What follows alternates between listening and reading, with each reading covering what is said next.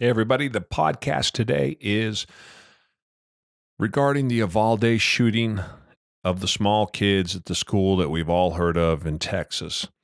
And I read an article by Miranda Devine. She is with the New York Post. And I read it once, I read it again, and it struck a chord with me. In our latest podcast, I read it to reflect how I feel about the shooting. I reflect about the people involved and generally masculinity overall in society today in the West. And I thought that she encapsulated for me, as well as I had heard or could do myself, well, better than I could do myself, I'm sure, how I was feeling about it. So I wanted to take a minute to read it. All credit to her. A little bit of editorial on my side as I added a few thoughts and feelings into it. But these are largely her words that I want to read to you. And the title of it, again, this is New York Post's Miranda Devine, her editorial on the shootings of the 18 children and 2 teachers in Uvalde, Texas, a couple of weeks ago. The title of the article is, "Where Are the Men of Courage?" Well, they're gone thanks to toxic masculinity. So, we of course vilify action men. We brand their chivalry and valor as toxic masculinity, and we stamp on the manly virtues that made civilization possible. Then, of course, we're shocked when armed cops stand around outside a classroom while children are slaughtered. And we're shocked when strap hangers watch passively as a woman is assaulted on the subway right in front of us. So what's the answer? Well, Democrats cynically demonize Republicans over guns as a motivator for their base, and Republicans fall back, of course, on hardening security to prevent more school shootings.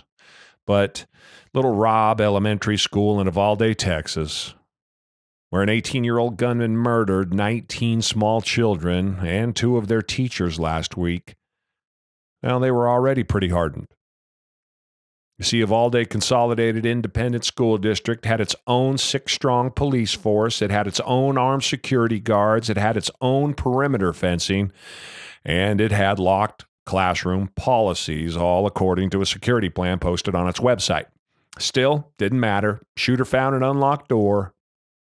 The only thing that might have saved those babies, those 18 babies and their 2 teachers, were men of courage, men of action who are willing to rush into the line of fire. That's right. We said it. Men.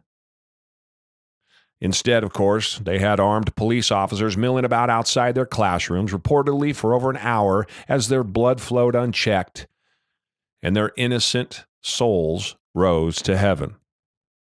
Imagine for a moment that you are one of the desperate parents to one of these babies, and you were prevented by the cops from going inside the school to save your beautiful son or daughter. I can't. Their rage would be rightly insatiable, unimaginable. But armchair Twitter warriors, of course, armed with minimal real data, ranting about cowardice and drumming up death threats for Uvalde police, they are also missing the point, because you can't bully people to be brave, as it turns out. You certainly can't nag them into valor. They either are or they aren't that way. They either are the first responders like 9/11, the men who ran towards danger to save strangers, men who strapped on oxygen tanks to climb 110 flights of stairs to their deaths, unimaginable. They either are those men or they're not. Because we used to venerate men like the entire shift of 15 firefighters from Midtown's Engine 54, Ladder 4, Battalion 9, men whose fading photographs still face the heedless crowds on 8th Avenue.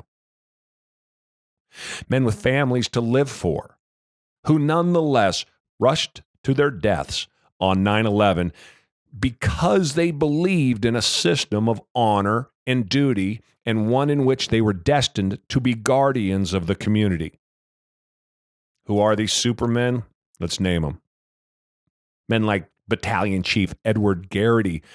He was 45 years old, And firefighters like Alan Feinberg, 48, Jose Guadalupe, he was 37, Leonard Ragaglia was 36, Michael Lynch was 30, and the baby, Christopher Santora, 23, and that's just naming a few of the many. You see, now their inheritors show up at emergencies and the public throws bottles of urine at them. Social justice warriors and their eager media accomplices smear cops every single day as racists and murderers. ACAB, they all chant. All cops are bastards. That's one of their favorite hashtags. Well, now we pathologize manly virtues and we bow to the tyranny of identity politics that seeks power by overthrowing a make-believe patriarchy. Then we raise our boys in a soup of reproach and negativity that tells them that their very intrinsic nature is diseased. Traditional masculinity is psychologically harmful, the American Psychological Association declared to us in 2019. What were the masculine attributes they listed as diseased, you may ask yourself? Well, quote, stoicism, competitiveness, dominance, aggression, anti-femininity, achievement, the eschewal of the appearance of weakness and adventure, risk, and violence. The only acceptable man now is a man who wants to be a woman. We celebrate pregnant men, and we celebrate chest-feeding men.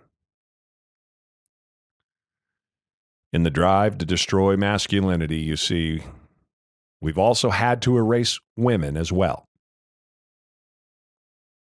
We ignore the crisis that sees men commit suicide at ever-increasing rates or succumb to drug abuse or porn addiction.